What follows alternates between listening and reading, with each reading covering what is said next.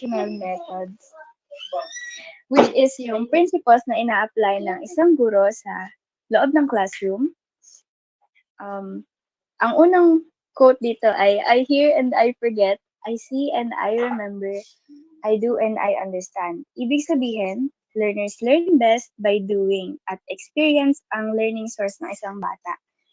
Kaya pagdating sa philosophy ng pragmatism, ang best teaching methods ay role-playing, field trips, group involvement, and experiments tulad nga ng ginawa natin last Monday. Malalaman natin na highly effective ang educational method na ginagamit ng isang guro kapag properly na nasusuportahan nito ang growth at development ng isang child. At para naman appropriate ang approach natin sa pagpaplano, maaari nating i-consider ang learning outcomes, that is first. Second ay student needs, and third, learning environment.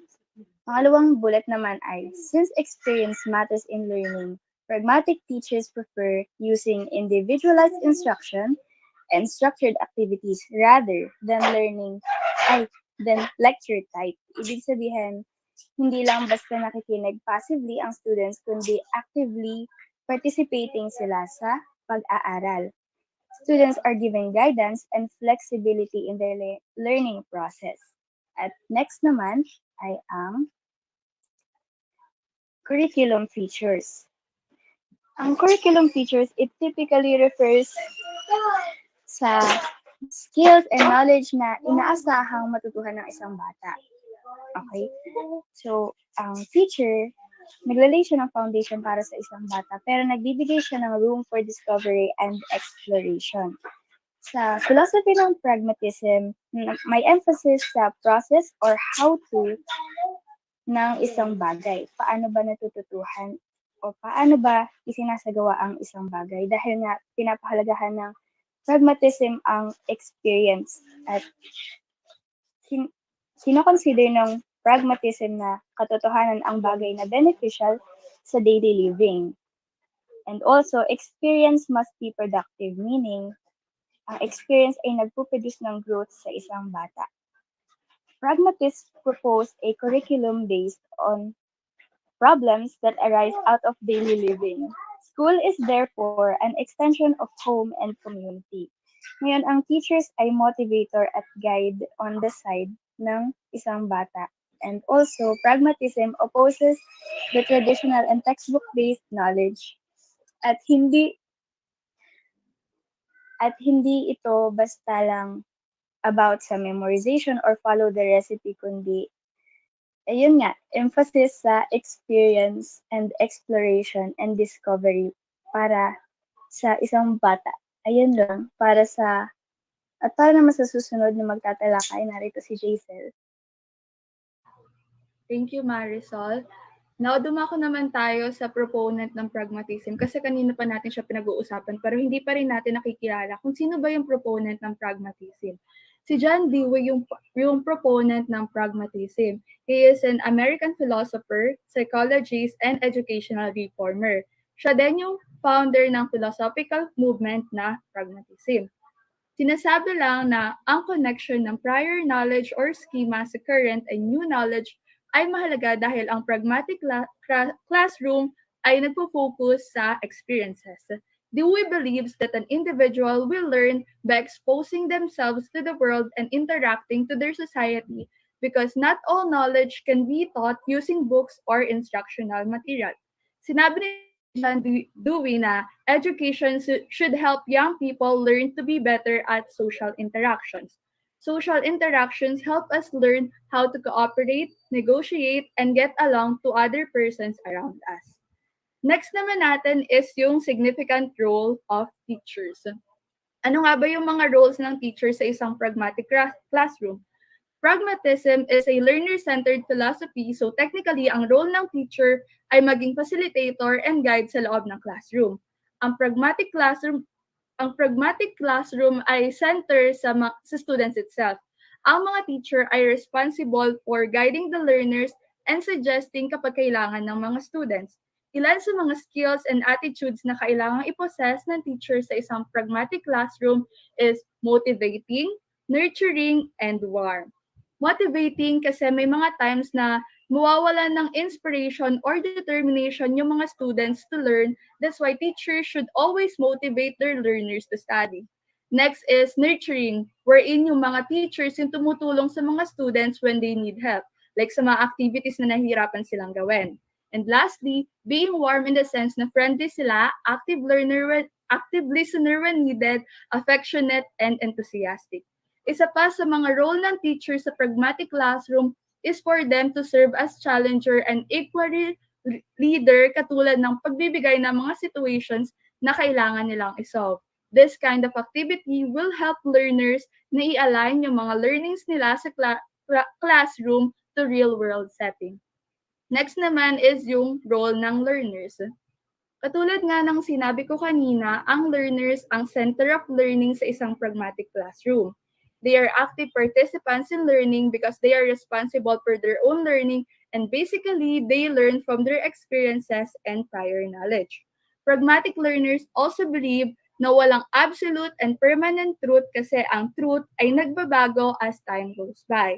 Isa pa, individuals have different views and perspective on truth. For example, for me, this is the truth, but for others, they view it as the contrary. Ang pragmatist kasi ay naniniwala na truth is those that works and gives result at any point of time. That's why ang mga pragmatist ay madaling maka-adapt sa changes. In addition, learners also learn from doing, which is anchored sa four pillars of education na diniscuss natin last time.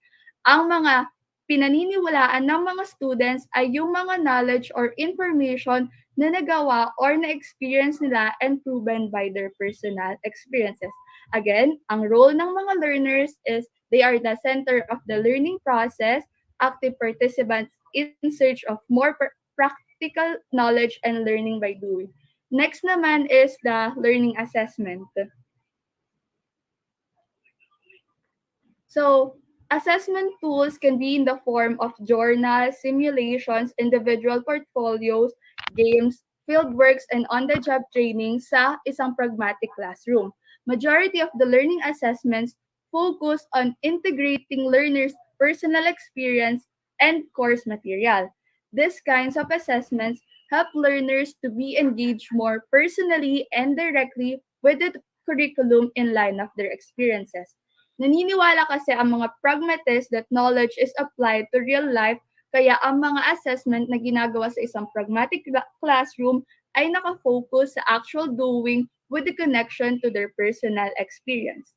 Ang maganda sa pragmatism, madaling mai-align ng mga students yung idea nila sa isang bagay just by simply experiencing it. Kapag hindi tugma yung outcome sa prior knowledge nila, magpapalit sila ng way para makuha yung desired outcome nila. And para naman sa iba pang information, we have here Ayla Del Mundo. So now let's have the classroom atmosphere. So in pragmatism, it has four classroom atmosphere characteristics. The first is the classroom is very learner friendly and democratic. Second, the atmosphere is conducive for learning because classroom management and discipline are not rigid. Third is the teacher or learners gives the rule and procedures in the classroom. And fourth, it is collaborative space when we're in for both teachers and learners. So this is the classroom atmosphere in pragmatism because everyone in the classroom has the chance to share their ideas and thoughts freely without judgment. So it means that the student does not only collaborate with their classmates but also to their teachers. Next naman is yung advantages ng pragmatism. So, a pragmatic education teaches the learners to think and act in practical way. So, dito daw sa pragmatic education, tinuturoan yung learners na matuto at mag-explore in a practical way. So, dahil doon, yung mga teachers ay nagsuserve na lang sila as facilitators or sila na lang yung mga nag-guide dun sa student. And the methods they use are suitable to the development needs of the learners and experiences of the learners. So, in pragmatic education, mas ine-emphasize nito yung process rather than the subject content. next naman is yung disadvantages. So, critics claim that pragmatism fails to provide learners with stability and direction. This happens when pragmatic teachers perceive lack discipline. So, dahil nga yung mga learners ay natututo in their own way or natututo sila dun sa mga experience nila or sa pag-explore, so nawawala ng stability and direction yung learning.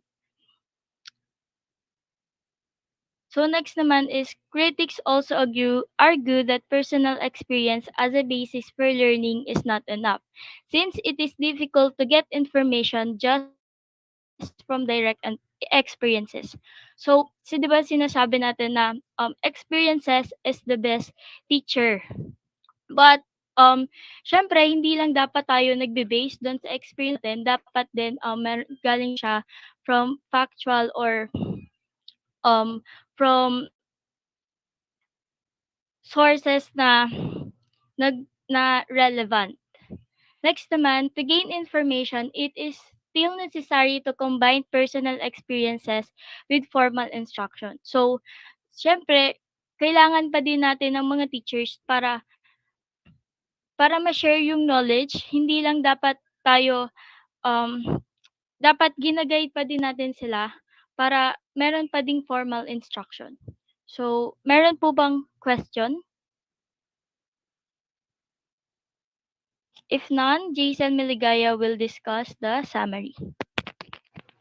Okay, para naman i-sum up yung mga ideas or knowledge, information na nakuha natin ngayong gabi, pragmatism is an educational philosophy of action.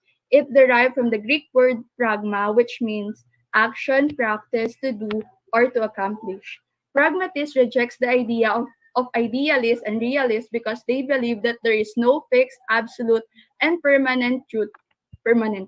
For them, we do not live in a finished world, but in a moving and ongoing world. Moreover, pragmatists believes learners best learn from their own experience. And as a learner-centered philosophy, majority of the educational methods used uses individualized instruction and structured activities wherein teachers act as guide and facilitators while students are the center of learning. They learn by doing or experiencing. John Dewey is the proponent of this philosophy and showed how important social interaction in learning. There are also different advantage and disadvantage in using this philosophy, but nonetheless, this proved success for quite some time. And that would be all for pragmatism. Thank you, everyone.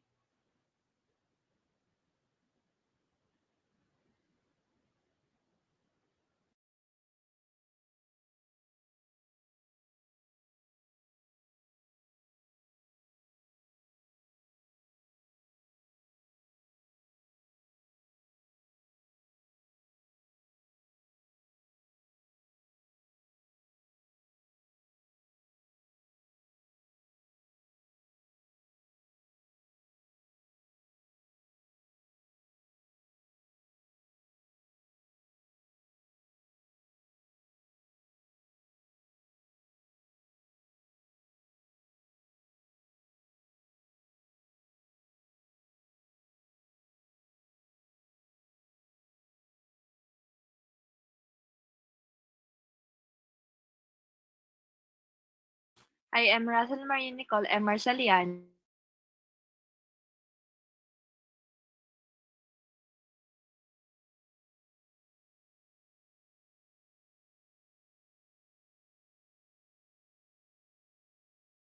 And I am Lanime Nido. Okay, so we are the group 4 po. So before we begin our discussion, sino po ang makakapagsabi kung ano po yung activity na ginawa natin last Monday? Naalala niyo pa po? Yes, Mr. John Benedict? Charade po, ma'am. Yes, correct. Okay, ano ulit yung title ng activity na ginawa natin last Monday?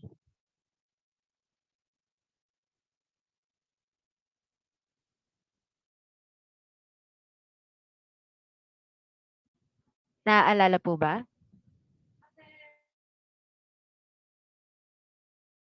Okay, yung last activity po na ginawa natin last Monday is Drew Me If You Want. So, ayun po yung title natin. Tandaan nyo po yun ha, baka bigla pong lumabas sa quiz natin.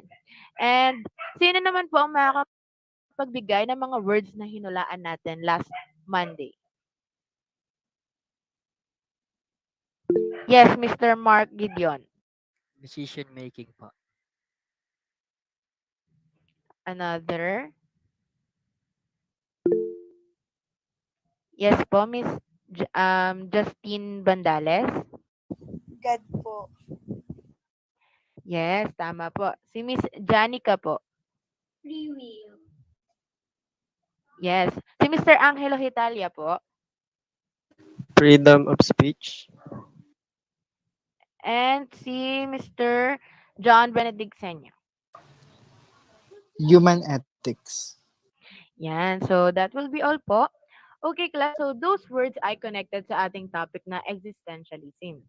So, may I ask po, kung meron ba kayong idea sa word na existentialism? Based po sa activity natin?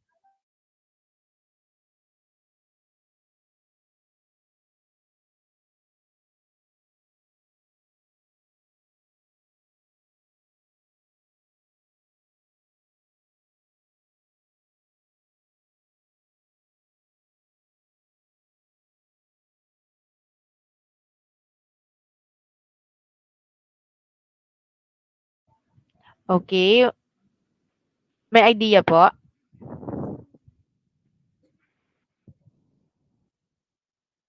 Okay, so upang mas maintindihan po natin yung salitang existentialism, narito po ang ilang mga tanong na makakapagbigay sa atin ng hint or idea kung ano ba talaga ang existentialism. So, next slide please. So, narito po ang why am I here? Bakit ako nandito? Why do I exist? Bakit ako nag exist? What is my purpose in life? Ano ba ang layunin ko sa buhay? What is my essence? Or ano ang aking diwa? So, ayan po, kahit papaano, nagkakaroon na po ba kayo ng idea about sa topic natin?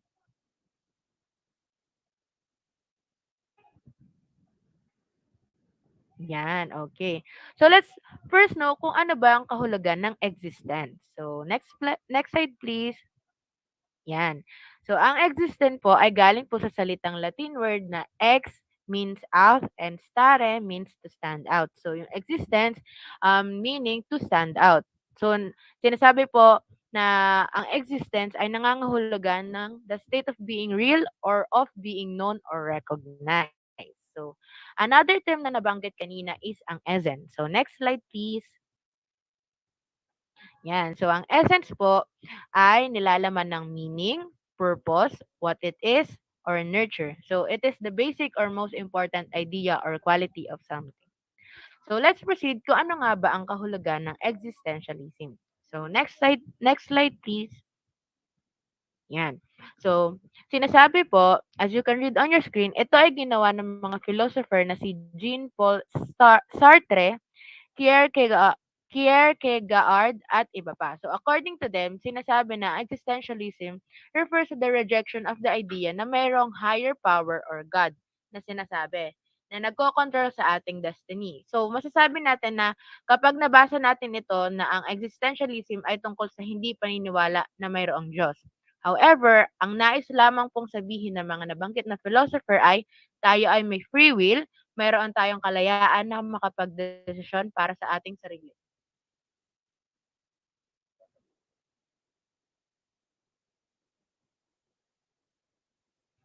So, gaya po na nabanggit ko, it is that we, next slide please po pala. Sorry. So, ayan. So, gaya po na sinabi ko na we humans have a free will and stand in sa isang walang katotohanan na kahulugan ng mundo. So, another thing, sinasabi na ang existentialism ay subjective. So, when we say subjective, nakabase ito or influenced by our personal feelings, thoughts, and or opinions. And further, we humans are different from each other. Tayo ay iba-iba. Hindi tayo magkakapareho, kaya nasasabi na tayo ay unique. And lastly, ang existentialism po ay may kalayaan na ang tao na tiyak na nauunawaan as kalayaan na pumili. So, naiintindihan na po ba kung ano ang kahulugan ng existentialism?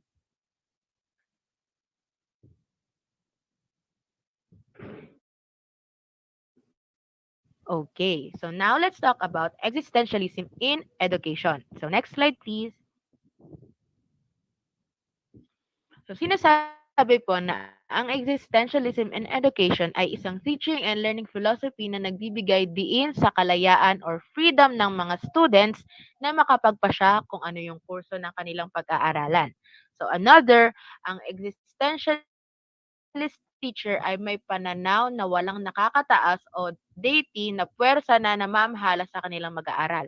So sinasabi na tayong bilang mga guro, dapat ipairal natin na sa isang classroom ay walang nakakalamang at lahat ay pantay-pantay. Tayong mga guro ang tagagabay lamang ng mga bata at hindi kanilang Diyos na dapat susundin palagi. Tayong mga guro nila ang tumutulong at gumagabay sa kanila upang makagawa ng kanilang desisyon. So as a result, hinihikayat na ang lahat ng students ay gamitin ang kanilang sariling abilidad at makabuo ng personal na kahalagahan sa kanilang buhay gaya ng pagdesisyon. So kaya naman ang purpose ng existentialist education ay i-train ang mga bata na makagawa ng kanilang pansariling pag-uunawa sa buhay. So tayong mga guro ang makakatulong sa kanila na makapag-decide, halimbawa kung ano ba yung kurso na kukunin nila sa kolehiyo, kung ano ba yung profession na gusto nilang i-pursue sa future at madami pa. So masyado nang gasgas ang kasabihan na ang guro ay ang pangalawang magulang ng mga bata. Pero hindi natin mapagkakaila na ganito naman talaga ang nangyayari na ang maguro ang nagsisilbing pangalawang magulang ng mga students. Kaya malaki din ang impact ng teacher sa bawat bata dahil tayo ang tumutulong sa mga bata na mahanap ang kanilang path. So, naiintindihan na po ba? Can I have a reaction kung naiintindihan po? Okay, thank you po. So, next slide please. So for us to understand more the word existentialism, here are the three of the clearest scholarly definition of existentialism. So first, si Guignon. So ayon sa kanya, gaya ng sinabi natin kanina na para sa kanya ang mga tao ay walang paunang layunin o kakayahan na inilatag para sa kanila ng Diyos. So sinasabi na tayo ang nakakapagpasya sa pamamagitan ng sarili nating mga actions. So second scholar is si Lawless. So according sa kanya, walang universal standards o pamatayan para sa buhay ng isang tao. Kung ano ang ginagawa natin, tayo yon. Ito daw yung kabuuan ng ating aksyon. So basically, sinasabi niya na tayo ang gumagawa ng faith natin. And lastly, si Dwignan na nagsasabi na walang Diyos, na ang mga tao ay hindi dinisenyo para sa anumang particular purpose. Sinasabi na wala talaga nauunang itinalag na kahulugan ng buhay. So tayong mga tao ay may malayang pumili kung paano tayo mabubuhay.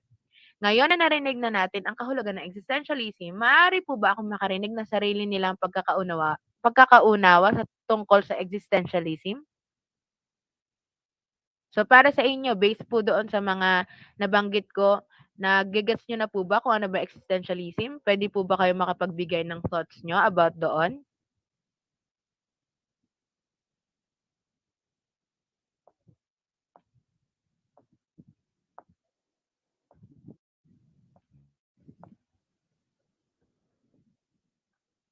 Class?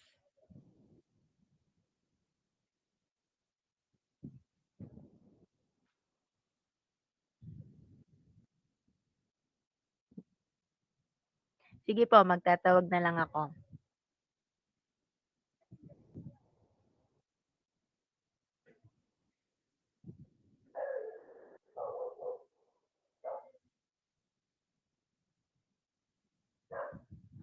Si Miss Justin Bandales po. So what do you think po kung ano yung existentialism based po sa ating nabanggit kanina? Parang pagkakaintindi ko sa kanya, parang ito yung yung parang kalayaan ng yung parang kalayaan ng bawat isa na parang gumawa ng parang sarili nilang kahulugan para sa sarili nila, yung parang ganun. Yes, very good po. So, ayun po yung ginawa nyo, which is nagbigay kayo ng sarili nyong pag-uunawa sa topic. Masasabi po natin na ito ay isang halimbawa ng existentialism. So, may I call on Teacher Mary Grace to discuss the 7 themes of existentialism. So, thank you, Miss Justine. Thank you, Ms. Timapili. So let's now proceed to the 7 themes of existentialism. The first one, rejection of meaning-giving narratives. So existentialists do not believe that there is a God who gives who gives the life meaning. So, we were not designed with any purpose set out for us. So, dito sa team na to, sinasaad na ang mga existentialist ay hindi naniniwala sa presensya ng Diyos na nagbibigay ng kahulugan sa ating mga buhay. And they doesn't believe that we have a purpose in life. Pero may iilan sa kanila na religious at naniniwala. But they doesn't have any proofs or evidence on how should we live our lives. Tayo ay may free will kung paano tayo mamumuhay. The second one is existence precedes essence. So, existentialist believes we have to choose for ourselves who or what we will become. Remember, they don't think God left any clues about how we should live our lives. It is up to us. Existentialists do believe na kailangan nating piliin para sa sarili natin kung sino o anong magiging tayo. Sarili lang natin, lahat naka-base ang magiging takbo ng ating sariling buhay. Stop searching for the purpose of life. They wouldn't scream. You must create purpose for yourself. Ngayong nag-exist ka sa mundong ito, you must create your own meaning of life. So next slide po. The third one, life is absurd. Things that make no sense and have no meaning are said to be absurd. So this means na lahat ng bagay na walang katuturan at walang kahulugan ay sinasabing hindi totoo o walang katotohanan sa mga existentialist. So life is absurd, it makes no sense to them at all. Fourth one will be, we live a life of despair. There is no point hiding from the meaningless of life just because it is an unfortunate truth. It doesn't mean you should run off and find solace in something that isn't true. This means na nonsense nga lang kung magtatago tayo sa mga meaningless na life. So, sa kasamaang palad, ito ang totoo pero you don't have to depend yourself sa mga bagay na walang katotohanan. Next slide po. So, the fifth one will, we always have freedom of choice. No matter how bad life gets, we should always think about what are options and act on them. There are always options. Sabi nga, gaano man kahirap ang buhay, dapat nating isipin kung ano ang ating mga pipiliin. At tayo ay dapat kumilos ayon sa mga ito. We always have the freedom to choose for ourselves. The next one, we have a responsibility to be authentic. So according to existentialists, our responsibility is to make authentic choices. This means that we need to make choices that are true to ourselves. We must always reflect on whatever our choices are the right ones for ourselves and for creating a personally meaningful life. So, ang ating mga responsibilities ay ang siyang gumagawa ng ating mga options. Nangangahulugan lamang na kailangan nating gumawa ng mga choices na totoo para sa ating sarili. Dapat nating laging pag-iisipan kung ang mga decisions ay tama para sa atin at para sa paglikha ng isang personal at makabuluhang buhay. So next slide po. So the last one and the 17th, existentialism is a humanism. So many other philosophies try to focus on one thing, like psychology or cognition, but not existentialism. Existentialism keeps it focused on the whole range of human emotions and how the human being can create a meaningful life for themselves. So maraming iba pang mga philosophers, sabi nga dito, nagtatry sila na tumuon sa mga ibang bagay tulad ng psychology and cognition pero not ang existentialism. So pinapanatili nito ang pagtuon sa buong saklaw ng mga damdamin ng tao at kung paano ang tao ay maaaring lumikha ng isang makabuluhang buhay para sa ating sarili. So next slide po. So here in the next slide, these are the three important figures of existentialism. The first one will be Soren Kierkegaard.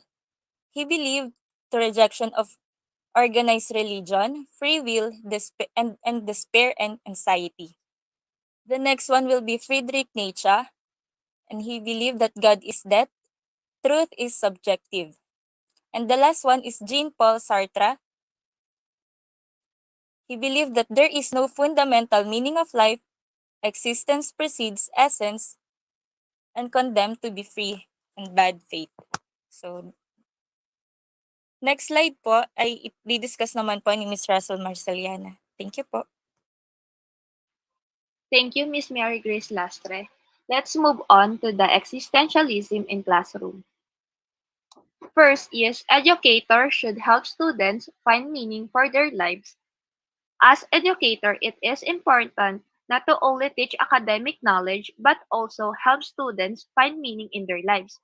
Thi- This can be achieved by guiding students in discovering their passions and interests, connecting their academic goals to their personal values and beliefs, and fostering a growth of mindset. For example, an educator could help a student who is interested in environmental sustainability find meaning in their studies by showing how their education can contribute to their larger life goals. By connecting their academic goals to their personal values and beliefs, these students may find motivation and purpose in their studies.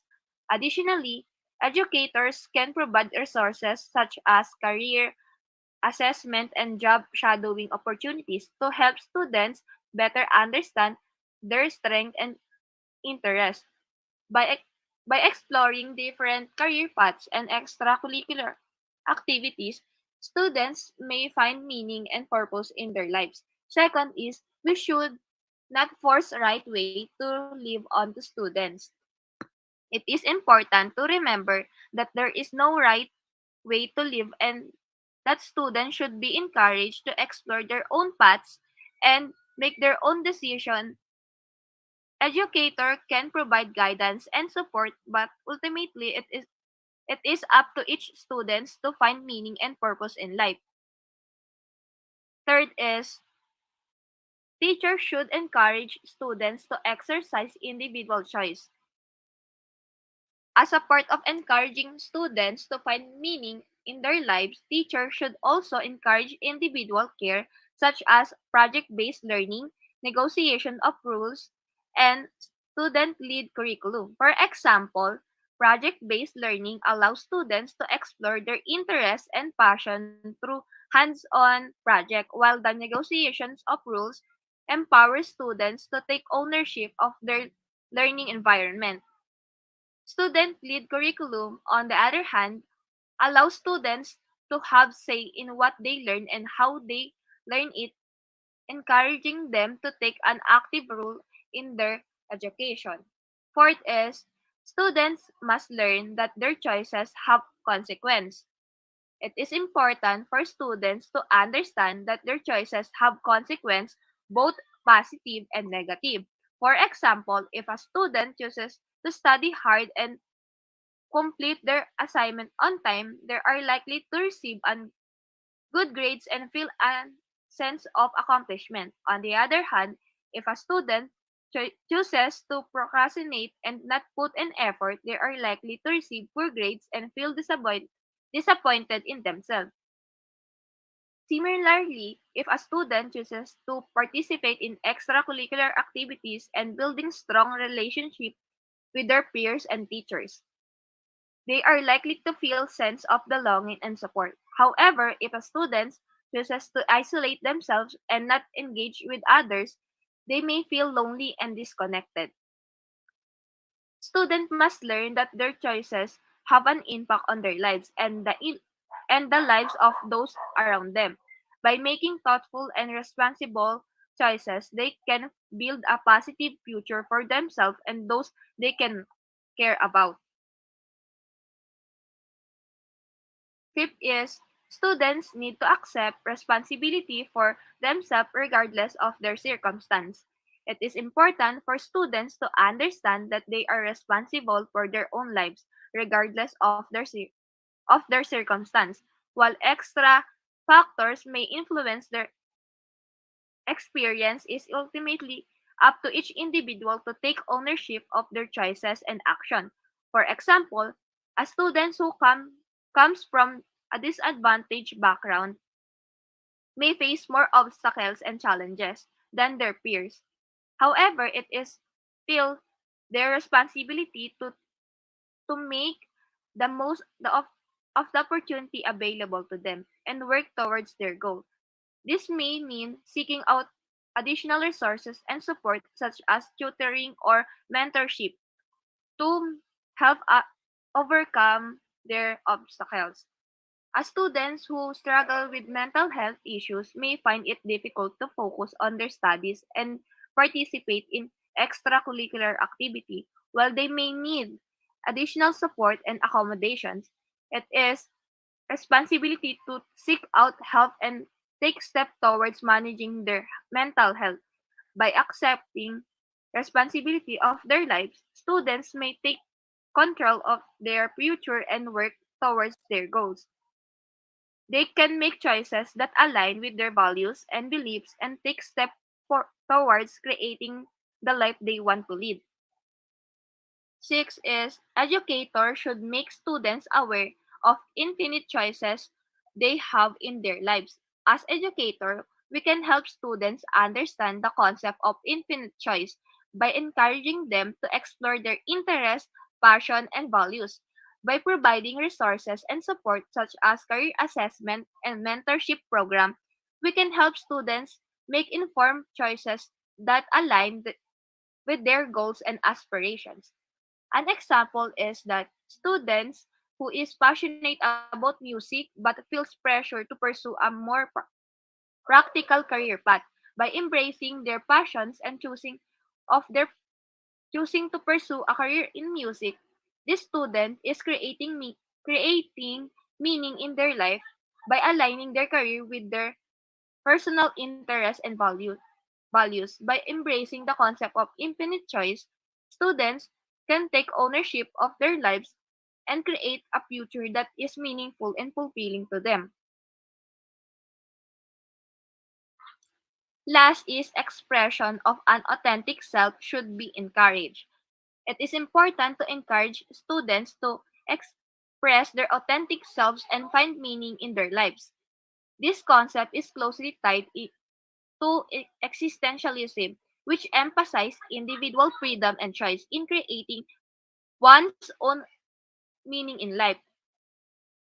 In, in the classroom, this can be achieved by creating a supportive and inclusive environment that allows students to explore their interests, passion, without fear of judgment or criticism. For example, educators can organize clubs and after-school programs that align with students' interests or provide opportunities for students to showcase their talents and skills. By encouraging students to express their authentic selves and find meaning in their lives, we can empower them to take ownership of their future and create a positive impact in the world. The next reporter is Miss Lenny May Nido.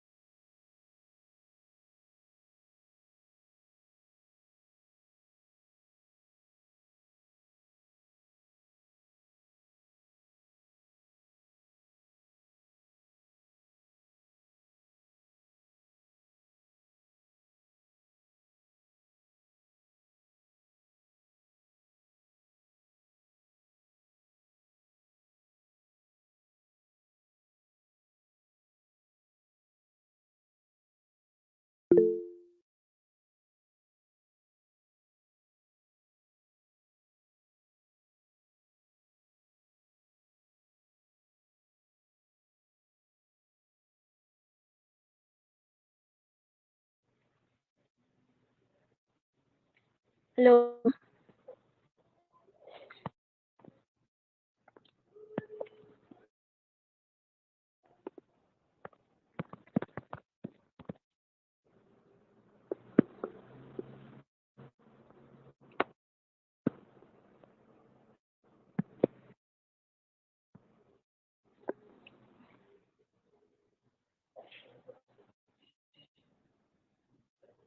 Hello po.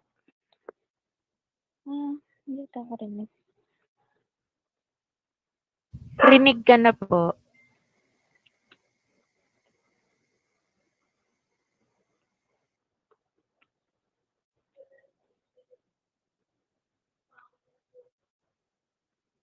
Hello po.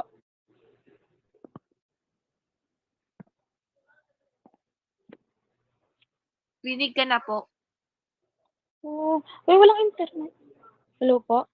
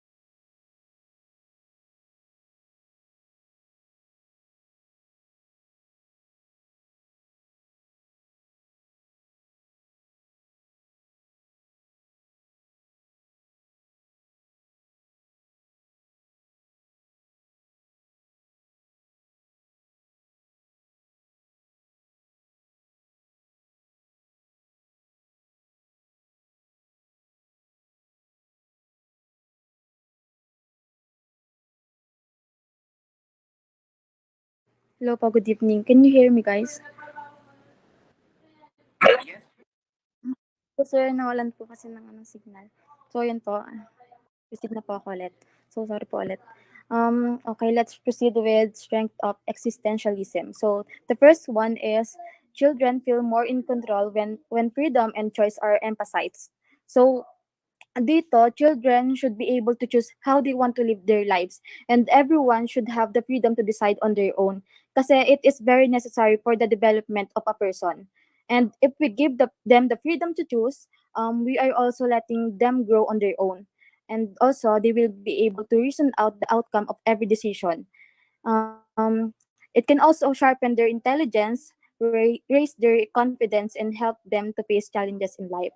So, yon. Yes, we have the parents and teachers.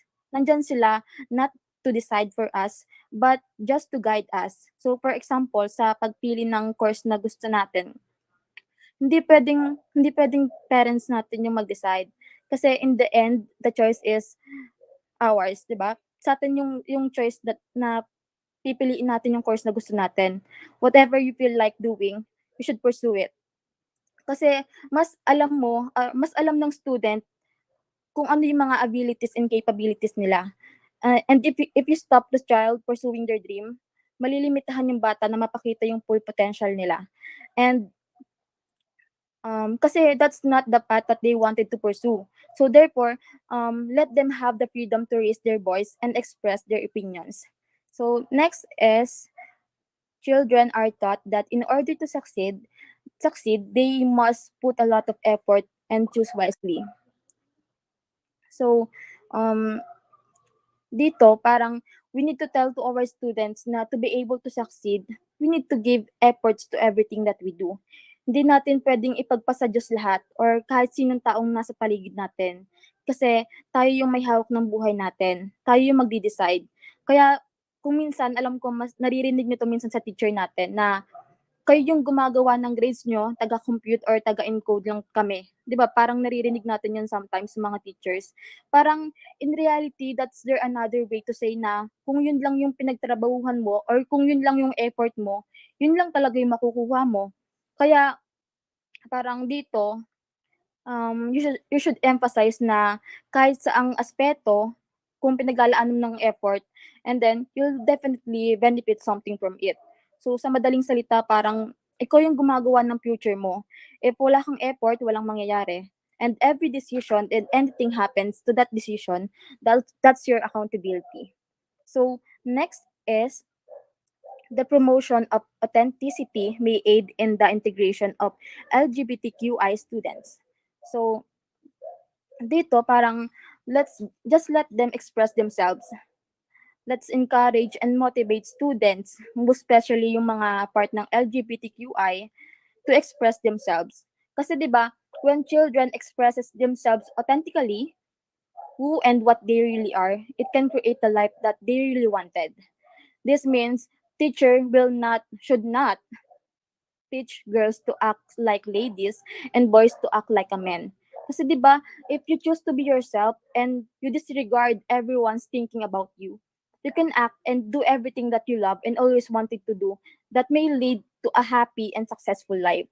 So, fourth is, while more active learning methods such as project-based learning are promoted, traditionalist and conservative educational paradigm such as rote learning are discouraged. So, dito parang we need to let the children talk and tell their insights. Let them discover what are the things that they are capable of. Huwag natin silang ikahon. Let them explore and learn. Kasi parang if they are able to perform activities independently, it will develop and help them for their future. So next is, let's discuss about the weaknesses of existentialism. So the first one here is, for young children, messages about hopelessness and futility of life might be frightening. So, 'di ba, existentialism is emphasizes freedom and having the right to decide on your own. Parang if they are informed how the things works and what are the bad things affiliated with those actions and decisions, parang yung bata, they might feel scared and discouraged. So yun. Next is, existentialism, according to some, lacks of moral foundation and may cause pupils to have no sense of responsibility toward their peer or society. Important existentialists like Nietzsche and Heidegger used their theory to justify immoral actions. So, parang ang concept para sa akin parang ang concept kasi ng existentialism for me is, buhay ko 'to, gagawin ko yung gusto kong gawin, which is not good at all. Kasi kung isipin mong mabuti, hindi lang tayo yung tao sa mundo. We have parents, friends, and also the people in the society to consider. Um, you cannot do everything that you want just because you wanted to. You cannot just hurt someone or steal something just because you are applying existentialism to your life. 'Di ba po? Hindi naman po pwedeng yung when it comes to school, no? Hindi naman pwedeng hindi papasok yung bata or hindi gagawa ng assignment just because they feel like they have the freedom to do so. Okay? So, yes, we can have the freedom, but some limitations are necessary because each man's freedom affect the lives of other people. So kaya siya weakness kasi alam niyo parang ang selfish ng ganong thinking na buhay ko 'to, gagawin ko lahat regardless kung anong sasabihin ng ibang tao or yung thinking ng ibang tao sa gagawin ko or sa desisyon ko. So third is, since there is no distinct life track that students have set out before them, existentialism lacks organization and direction. So yun nga, parang it's never fixed or stable because parang they can always choose to take a new path. That's why it is very inconsistent and there is no sense of direction. Kasi kumbaga if for example, magshi-shift ka ng course or titigil ka muna sa pag-aaral, magda-drop out ka, parang it's up to you lang. It's always just your decision.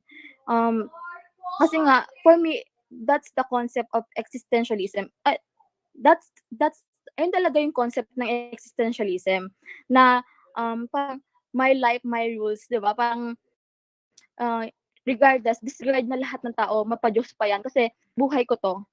So yun, which is not applicable all the time. So yun po the weaknesses of existentialism. Thank you, Teacher Lenny. So next slide, please. Thank you. So, Ma'am Daphne, am I going to proceed question time? Okay, so let's proceed na po sa question na magkakaroon po tayo ng anting recitation tungkol sa ating discussion. So alalahanin po natin yung mga itatanong natin dahil baka lumabas po ang ilan sa ating quiz. So ready na po ba? Okay, Miss Mary Grace, let's start na po. Okay. Hello. So, nag-ready kami ng 5 sets of questions, and then please raise your virtual hand if you know the answer, okay? So, number one. Number one. Number one. It is subjective. A. Essence. B. Existentialism. C. Existing. D. Existence.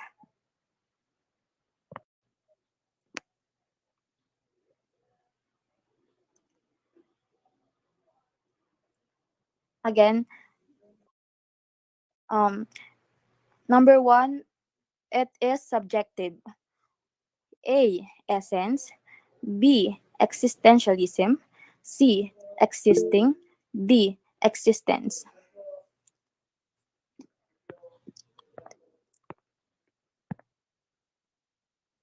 Okay. Thank you everyone for answering. The correct answer is letter B. Okay, let's proceed with number two. It is teaching and learning philosophy that emphasizes the freedom and agency of the learner to decide on their course of study. Again, it is teaching and learning philosophy that emphasizes the freedom and agency of the learner to decide on their course of study. A. Existentialism in government. B. Existentialism in community. C. Existentialism in education. D. Existentialism in society. Okay, again, thank you everyone for answering my question, and you're all correct. The correct answer is letter C. Okay, let's proceed with number 3. So, the third question. The promotion of authenticity may aid in the integration of LGBTQI students. Letter A, strength. Letter B, weakness. So, ulit. The promotion of authenticity may aid in the integration of LGBTQI students. Letter A, strength. Letter B, weaknesses. So, ayan. Very good. Guys, tamang sagot ay letter A. So, the fourth question. For young children, messages about hopeless and the futility of life may be frightening. Letter A, strength. Letter B, weakness. So again, for young children, messages about hopeless and the futility of life may be frightening. Yan, thank you po sa pagsagot niya. Tama lahat ng sagot niya, letter B. So let's proceed po sa last question.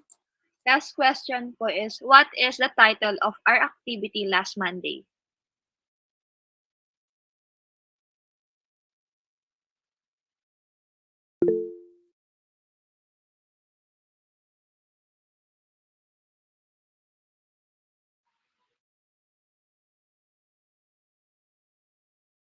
Tama po.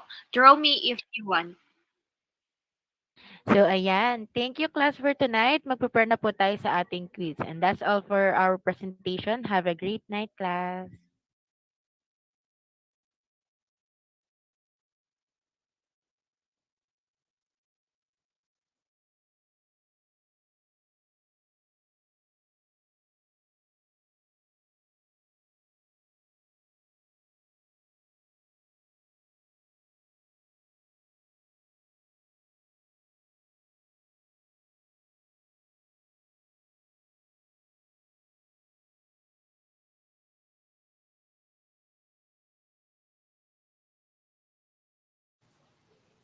Rinig po ako. Okay. Okay, magandang gabi po sa ating lahat at sa magandang gabi rin kapag-guro or mga kamag-aral. At kami po ang grupo na mag-discuss ngayon ng perennialism. At ngayon, bago tayo dumako sa ating formal na discussion, maaari ko bang tanungin sa inyo kung ano yung ginawa nating aktibidad last week? Sino pwede sumagot? Can you raise your hand?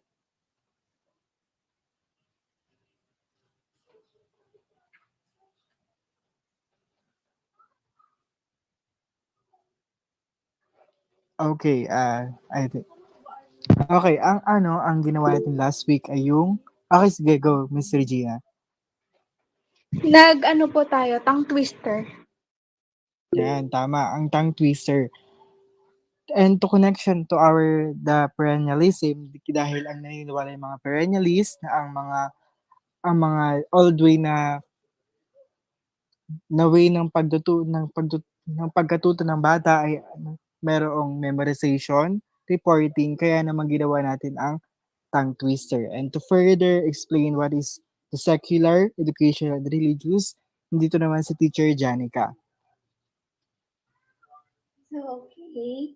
Let's now proceed sa pagde-define kung ano nga ba si perennialism. So, what is perennialism? Next slide, please.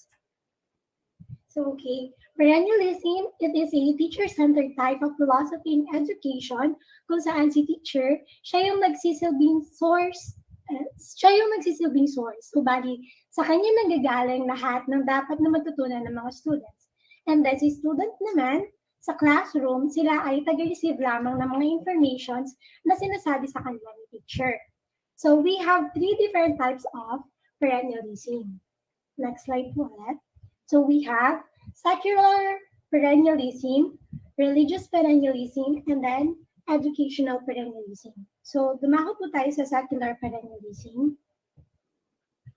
So in secular perennialism, dito, ang focus ng perennialism na ito is yung mga bagay na dapat itinuturo natin sa mga students is something that will last for a very long time.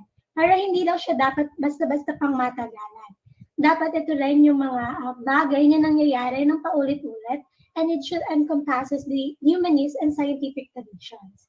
Aside from that, sa secular perennialism then is ina-advocate yung mga programs na general, yung like general programs, yung hindi kailangan ng specializations. And aside from that, ina-advocate din dito yung mga non-vocational programs. Then next is yung religious perennialism naman po. So in itong religious perennialism, it was discovered by Thomas Aquinas noong 13th century, kung saan ang mga estudyante ay tinuturuan na mag-isip critically and rationally. Kasi nga, sa religious perennialism, sinisik nila yung high structure ng discipline ng mga students. Yung high structure ng discipline na yon is kailangan applicable siya sa pang-araw-araw na pamumuhay ng mga estudyante and applicable din dapat siya sa kung paano nagdi-discover yung mga students sa truth and aside from that, kung paano nag-explore yung mga estudyante sa mga bagay-bagay. And last but not the least is yung educational perennialism.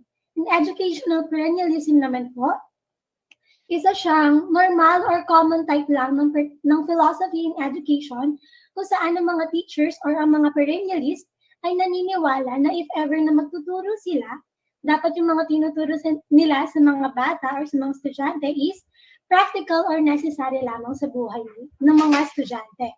Yung mga bagay na pwedeng magamit or mapakinabangan ng pangmatagalan. Aside from that, sa perennialism din, ang mga perennialists, nag-stick lang sila sa kung ano yung nakasanayan nila.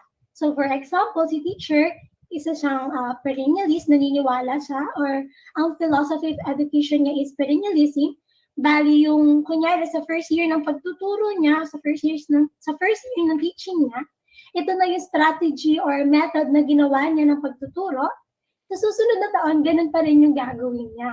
Bali, nag-stick siya sa kung ano yung strategy or methods of teaching niya kahit na nag-iiba-iba yung set of students na hinahandle niya. And ayun nga, common nga, traditional at yung si perennialism. So kung tayo ay more on modern type of learning na ngayon, si teacher ng philosophy ay perennialism, mag-i-stick lang siya sa traditional na way ng pagtuturo. Kagaya nung nabanggit kanina ni Teacher Ben, di ba sabi is more on memorization daw. Aside from memorization, more on reading and writing din si etong educational perennialism. And yun nga, kagaya nung nabanggit ko ulit kanina, si perennialism, isa siyang teacher-centered na perennialism kung saan si teacher, siya ulit yung source or sage ng stage, gano'n. Sa kanya nang gagaling lahat ng information at si student, ang role niya lang is mag-receive ng information mula kay teacher. Kaya bali sobrang importante nung role ni teacher dito sa perennialism kasi kung ano yung sinasabi niya or kung ano yung tinuturo niya, ayun lang yung matututunan ng mga bata. And that's it for the type of perennialism. Now let's move on naman po sa philosophical treatise of perennialism or philosophical treatise in perennialism. So, ayun po, good evening po. Yung philosophical treatise po ay may tatlo kaming inilagay dito. Yung una po is perennialism is rooted from the philosophy of idealism and sometimes it's said to be the cousin of essentialism. So, bakit nga po ba nasabi na rooted sa idealism ang perennialism? Kasi po, wala po silang pinagkaiba or dahil naniniwala po yung mga perennialist na wala pong walang pagbabago sa mga tinuturo at naniniwala naman po ang mga idealist na ang basic teaching po and they believe that basic don't change in all remain the same po. Tapos sabi po dito cousin ang essentialism. Bakit daw po? Kasi po they have the same aim to develop the student intellectual and moral qualities. The second one naman po is the key word for this philosophical view is perennial, which means everlasting, persisting, and enduring over time. So, dun po sa sinabi ko kanina, yung perennial po ay ibig sabihin nun ay wala, pang matagalan po siya na pangmatagalan na dati pa po alam or traditional na nga po.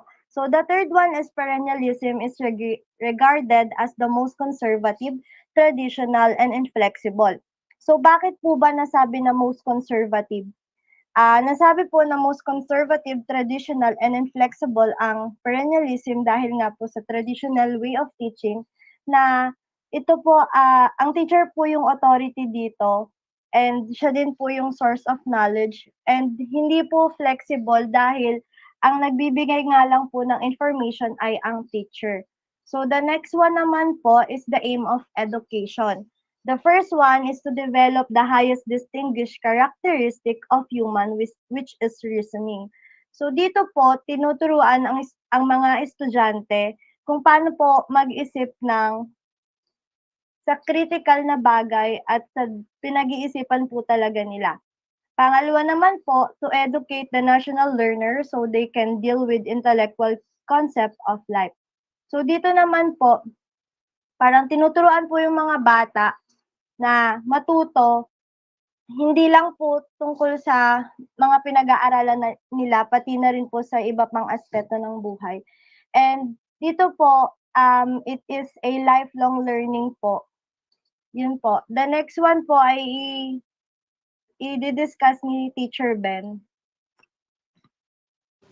Okay, maraming salamat, Teacher Henny. Ngayon naman, tatalakayin naman natin ang educational methods. Ang number one, perennialist education method can be characterized by regular testing and periodic conduct of academic progress reports. Ibig sabihin sa pamaraan naman ng edukasyon, sa perennialism ay maaaring nilalawan o pinapakita naman sa pamamagitan ng pagsusulit or mga academic writing, mga essays or quizzes.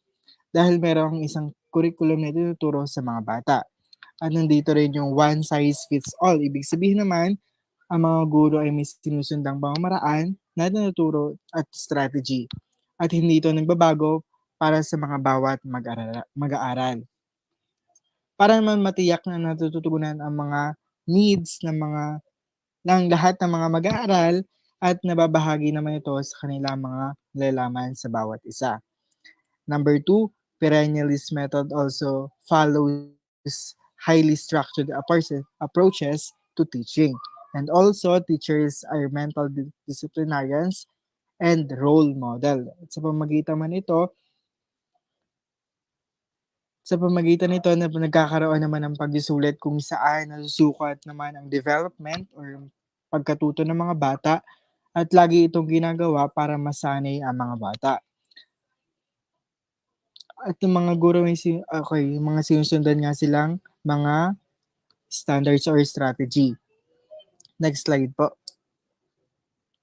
Dito naman sa curriculum features. Ang curriculum features naman, the perennialist curriculum is universal and is based on their view that all human beings possess the same essential nature. Ito naman na naglalayong bigyang diin ang mga recent experiences sa mga bata at mga knowledge na importante sa mga tao. At dito naman, ipapakita rin ng mga perennialists na despite of the differences of every individual they have in common. Next is perennialists disapprove of teachers requiring students to absorb massive amounts of disconnected information. Ito naman, mga perennialists ay naniniwala na ang edukasyon ay dapat mayroong deeper understanding. Bakit? Sapagkat hindi sila sapat na sapat na ang mga bata ay naipon lamang na kalaman. Bagkus dapat ito ay nabibigyang linaw. And the instructor would use religious books and historical documents. Naniniwala din ang mga perennialists na mahalaga ng mga mag-aaral ay makabuo ng malalalim na pag-unawa sa mga kalaman at hindi lang ito sa pagtanda ng mga impormasyon ng walang kalinawan. Ito rin ang mga ginagamit ng mga guro upang ang moralidad o yung mga historical religious books or ay mga moralidad o yung mga prinsipyong moral at etika sa kanilang mga guro. Gumagamit din sila ng mga document katulad ng mga libro, mga salaysay, essay at mga iba pa. Para naman ipakita ang mga nangyaya at mga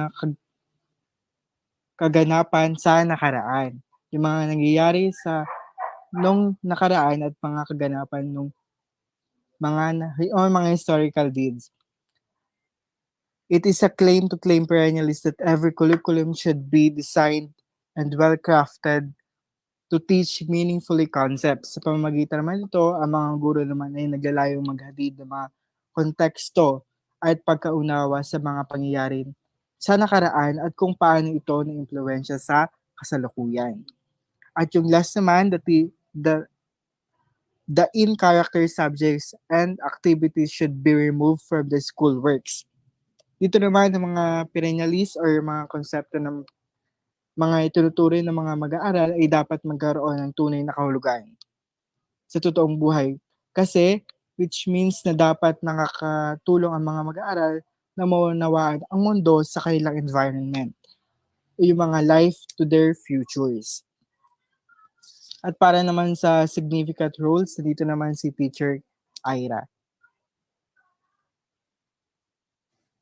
So ngayon po, dumako naman tayo sa significant roles of teachers. The first one is perennialist teachers take an active role in classroom than the learners. In perennialism, teachers are considered to play an active and central role in the classroom compared to learners. This perspective stems from the belief that teachers possess knowledge and wisdom that they must impart to students. Sa perennialism, ang significant role ng mga guro ay mas authoritative at directive sila kasi kinoconsider sila na expert sa kanilang mga subject matter dahil responsable sila sa pagbibigay ng kaalaman sa bawat estudyante. Kumbaga sila ang bida at ang mga estudyante ay nanonood at nakikinig lamang sa kanya. Sila ang nagsisilbing leader ng mga estudyante upang makadiskubre ng mga bagong ideas at nag-a-assist sa mga estudyante upang makagawa ng connections between different concepts. This method frequently employs lectures, group discussions, and debates. Ang susunod naman ay they define the content of what the learners are expected to learn and they control their entire learning experience. Dito naman, perennialist teachers in accordance with this concept play an active role in establishing the content of what learners are supposed to learn. Sila yung namimili at nagmamanage ng mga subjects, books at materials na sa tingin nila ay kakailanganin nila para makapagbigay ng mga mahahalagang kaalaman at ideas na dapat matutunan ng mga estudyante. Ibig sabihin lang nito, ang mga perennialist teachers ang mayroong kontrol sa pagkatuto sa bawat bata. This means they are crucial in developing the curriculum, creating lesson plans, and deciding on the methods and approaches to education. Para maibahagi nila ang mga kaalaman nila at ma-develop ang critical thinking ng mga estudyante, gumagamit sila dito ng mga classic teaching approaches tulad ng mga lectures. Ang kasunod naman is their goal is to disseminate all much information as possible with a given time. So dito naman sinasabi na ang goal nila ay makapagbigay ng mga information with a given time. Halimbawa na lang dito ay kung ano lang yung mga topics at lesson na kasali sa first sem, yun lang yung information na ibabahagi nila. Pero kalimitan, nagkukulang yung oras para matakil lahat yon. Ang pagbibigay ng large amount ng information na mayroong limited time frame ay may not allow students na maintindihan ang lahat ng topics. Pwede itong mag-create ng rush learning environment na hindi na masusuportahan ang ability ng mga estudyante para makagawa ng connections, to ask questions or apply knowledge in practical context. Next slide po, please. Dumako naman po tayo sa significant roles of learners. The first one is, learners under perennialists are thought to become recipients and pre-given knowledge. This means that the educational process concentrates on imparting predetermined and established knowledge to students from teachers or authorized sources. Ang role ng bawat mag-aaral ay tagatanggap lamang. Ina-emphasize nito ang pag-absorb at pag-memorize ng mga information na binibigay sa kanila. Perennialists think that this pre-given knowledge is made up of universal truths and concepts that transcend time and culture. Sinasabi nila na ang pagkuha ng mga mahahalagang kaalaman na ito ay makakatulong sa mga bata na magkaroon ng mga critical na kakayahan sa pag-iisip, magkaroon ng mas malalim na kamalayan sa mundo, at maging mas handa na harapin ang mga problema sa buhay. Next naman is, they take a passive and receptive role inside the classroom. Katulad na nga ng sinabi ko kanina, ang pinaka-role ng mga estudyante dito ay tigatanggap lamang.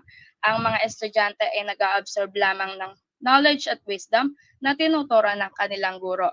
Makisali sa mga talakayan at paunlarin ng kanilang critical thinking and reasoning skills. Habang hinihikayat ang mga mag-aaral na magtanong at i-express ang kanilang opinion, ang may pinakapangunahing responsibilidad pa din dito ay ang mga guro. Pangatlo naman ay, they show up and perform the necessary academic works even if they do not like or understand them. So even if students may not find certain subjects or tasks enjoyable or immediately grasp their significance, perennialist teachers encourages them to still engage with the material and put in the effort to complete their academic work. The aim is to cultivate a sense of responsibility and dedication to their education, recognizing that some concepts or skills may require time and effort to fully comprehend and appreciate. Sa pamamagitan ng paghihikayat sa mga mag-aaral na magpakita at gampanan ang kanilang mga gawain pang-akademiko, naniniwala ang mga perennialist na guro na hinuhubog nila ang mahalagang gawin ng mga mag-aaral tulad ng pagpupursige, pagsisipag, at commitment sa kanilang pag-aaral. Next slide po. So dumako naman po tayo sa learning assessment. Reading, writing, recitation, memorization, and computation are emphasized in the assessment of learners' learning.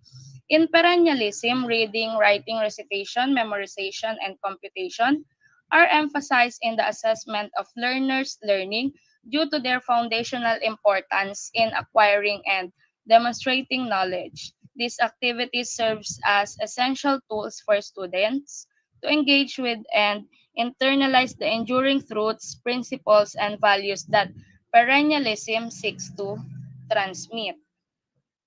and it focuses on periodic testing, grade level achievement, ability grouping, and standardized testing. Ang mga pamamaraan at assessment na ito ay tumutulong sa mga guro para subaybayan ang pag-unlad, magbigay ng naangkop na pagtuturo, and to ensure that the students are meeting educational standards. Sumunod naman ay the test results show that they fare with other learners with respect to the mastery of competencies which they ought to achieve. Ang ibig sabihin lang nito ay ang mga test results na nakukuha nila galing sa mga assessment ay kinukumpara sa iba pang mag-aaral upang matukoy nila yung mga areas kung saan nandun yung strength at weaknesses ng isang mag-aaral, kung saan ba sila magaling o mas nahihirapan. Sa ganitong paraan, nagkakaroon sila ng idea kung anong pwede nilang gawin at ibigay pang efforts para ma-improve ang kanilang pagtuturo at mas matuto pa ang mga bata. Ang panghuli naman ay they view that learners need to master knowledge and skills effective reasoning.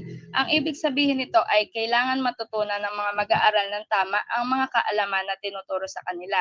Dahil naniniwala ang mga guro na ang bawat estudyante ay kailangan ma-develop ang abilidad nila pagdating sa critical thinking, pag-a-analyze ng mga information at makagawa ng logical na connection upang makabuo ng tama at maayos na konklusyon. Sinasabi ng mga perennialist na guro na ang pagmaster sa mga kasanayang ito ay napakahalaga dahil binibigyan daan nila ang mga mag-aaral na mag-navigate sa mga komplikasyon ng buhay upang gumawa ng matalinong mga desisyon at makisali sa mundo sa isang maalahanin at makabuluhang paraan.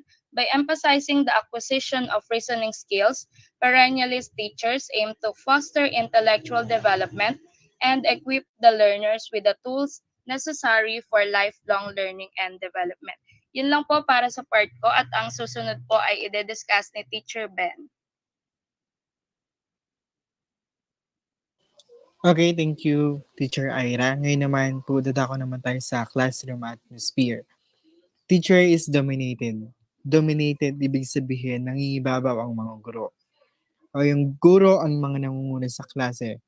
O kagaya din kanina, nabanggit din ni Teacher Janica na sage of stage ang mga guro dahil sila ang mga nag-guide sa mga estudyante o sila ang bida sa loob ng klase.